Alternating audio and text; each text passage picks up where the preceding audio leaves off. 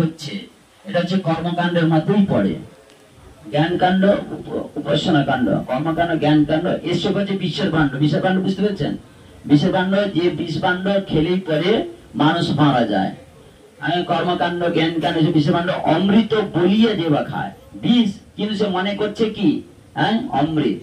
নানা জনে ভ্রমণ করে, কখনো পশু পাখি, কখনো গাছপালা, কখনো গরু ছাগল ভেড়া, বিভিন্ন জনি একে বলা হয়। নানা জনে ভ্রমণ করে, কদর্য ভক্ষণ। কদর্য মানে মাছ, মাংস, পেঁয়াজ, ডিম, রসুন, এগুলি কদর্য বলা হয়।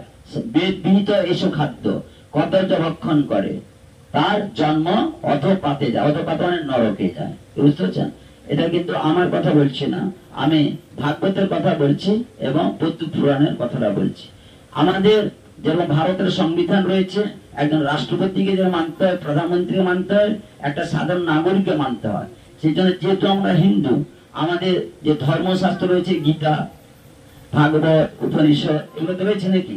আজকে যে আমি ক্লাসটা দিলাম গীতা থেকে, তা আমার কথা কি বলেছি? আমার কথা কি ব্যাখ্যা করলাম? না। কারণ ভগবান শ্রীকৃষ্ণ অর্জুনকে যে কথাটা বলেছেন, সেই কথাটা আমি আপনাদের কাছে তুলে ধরেছি।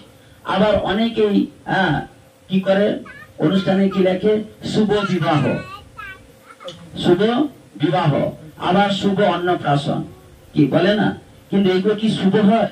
না, এগুলো কোন রকমের শুভ হয় না। লেখা থাকে, বাস্তবে এই শুভের সঙ্গে এর কোনো মিল নেই। আগেকার দিনে এটা লেখা হতো, কারণ লেখা থাকতো, তখন শাস্ত্র সম্মত ভাবে বিবাহ হতো, শাস্ত্র সম্মত ভাবে অন্নপ্রাশন হতো, শুভ জন্মদিন পালন হতো। তখন কি হতো না, ভগবানের কাছে আগে ভোগ নিবেদন করে প্রসাদ গ্রহণ করা হতো। কিন্তু এখন শুভ বিবাহতে কি নিরীহ জীবদেরকে হত্যা করা হচ্ছে, কি তাই না? কত মুরগি, কত ছাগল, কত মাছ, কত ভুরি করে রান্না বান্না করে মানুষকে কি করা হয়, ভোজন করানো হয়। তার মানে মাছ কি বলে যে আমাকে হত্যা করো, ছাগল কি গলা কি আমাদের বলে দেয় যে আমাকে কাটো। আমরা বলপূর্বক তাদেরকে হত্যা করে কিছু রসনা তৃপ্তি করবার জন্য মানুষকে আহ্বান করে তাদের খাওয়ায়। তা সেই নিরীহ ছাগল কি অপরাধ করেছিল? নিরীহ মাছ, নিরীহ মুরগি, তারা কি অপরাধ করেছিল? আমাদের বাহুবল কৃষ্ণবলের মাধ্যমে আমরা তাদের হত্যা করছি। যার ফলে কি হচ্ছে, সেই যে পাপের ফল আমাদের সংসারে বিবাহ বিচ্ছেদ, সংসারের অশান্তি, সন্তানের রোগ শোক বিভিন্ন ভাবে চলছে। কারণ বলছে যে যতক্ষণ মানুষ পাপ করবে তখনই তার দুঃখ থাকবে, যখন পুণ্য করবে তখনই সে কি হবে, সুখ হবে। আর যখন সে ভগবত সেবা করবে তখন সে আনন্দ পাবে। বুঝতে পারছেন? তাই ভগবানের ভক্ত কি করে, ভগবানের কাছে ভোগ নিবেদন করে প্রসাদ গ্রহণ করে থাকে। এজন্য আমাদের সকলের কর্তব্য কি, ভগবত প্রসাদ গ্রহণ করা উচিত। এজন্য পিতামাতার উদ্দেশ্যে আমাদের আগে ভগবান কাছে ভোগ নিবেদন করতে হয়। ভোগ নিবেদন করে সেই প্রসাদ তাকে, যিনি মারা গেছেন, তার উদ্দেশ্যেই অর্পণ করা উচিত। যস্য প্রসাদ ভগবত প্রসাদ দস্য প্রসাদ অন্ন গতিগতৌপি। অতএব ভগবানের প্রসাদ, গুরুদেব কৃপা ব্যতীত এই জড়জগতের বন্ধন থেকে কখনো মুক্ত হওয়া যায় না।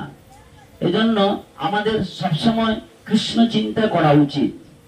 কারণ কখন আমাদের মৃত্যু হবে কেউ জানে না। কেউ মনে করছে কি যে আমার বয়স হয়নি, আমি অনেকদিন বাঁচবো। একটা যুবক যুবতী মনে করছে আমি অনেকদিন বাঁচবো। অনেকে মনে করে বৃদ্ধ হলে ভজন হবে। কিন্তু শাস্ত্রে কি বলা আছে, সময় গেলে হরি ভজন আর তো হবে না, পাঁচে পায়ে মিলিয়ে যাবে, সঙ্গে থেকেও যাবে না। কি বুঝতেছেন? তৃতীয় তেজ মরুভূম, এটা হচ্ছে পঞ্চভূত। এই মৃত্যুর পরে পঞ্চভূতে আমাদের শরীর বিলীন হয়ে যাবে। মৃত্যু কারোর জন্য অপেক্ষা করে না, করে? ঘুমিয়েছেন, নিঃশ্বাসকে বিশ্বাস নেই। বুঝতে পারছেন? এটা হচ্ছে অপ্রিয় সত্য কথা, যে মানুষ ঘুমিয়ে গেলে সে যে আবার জেগে উঠবে, তার কোন রকমের কেউ সার্টিফিকেট কি কেউ দিয়েছে? দেয়নি। কিন্তু মানুষ ঘটা করে মনে করে কি আমি অনেকদিন বাঁচবো, আমার অনেক পরিকল্পনা আছে। এগুলো হচ্ছে মূর্খ রাজ্যে তারা বাস করছে। সেজন্য যারা বুদ্ধিমান সেই ব্যক্তিরা কি করে, সময়ের মূল্য তারা কি করে ব্যবহার করে চলে, যে কত আমার জীবনে কতটা আমি সময় পেয়েছি। মানুষ যদি 80 বছর যদি বাঁচে, তাহলে তার 40 বছর ঘুমানো যায়। বুঝতে পারছেন? কেউ যদি 20 বছর যদি বাঁচে, তাহলে সে 10 বছর ঘুমায়। এইভাবে যে পরিসংখ্যান করে দেখা যায়, মানুষ শুধু অল্প সময় সৎ ব্যবহার করে আর সব সময়টা অপচয় করে। এই জন্য মানুষকে যদি বলা হয় আপনি হরির নাম করুন, তখন সে কি বলে আমার সময় নেই। কিন্তু তাস, জুয়া, লটারি, লুডু খেলা, নাইট ক্লাবে যাওয়া, এগুলো মানুষ সবকিছুই করতে থাকে।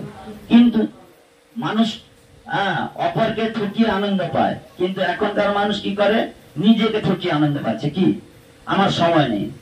সময় সকলের আছে। ভগবান যদি মনে করতেন যে 24 ঘন্টা আমাদের করতো না, তাহলে তিনি হয়তো 26 ঘন্টা করতেন। বুঝতে পারছেন? কিন্তু ভগবান অত্যন্ত বিচক্ষণ।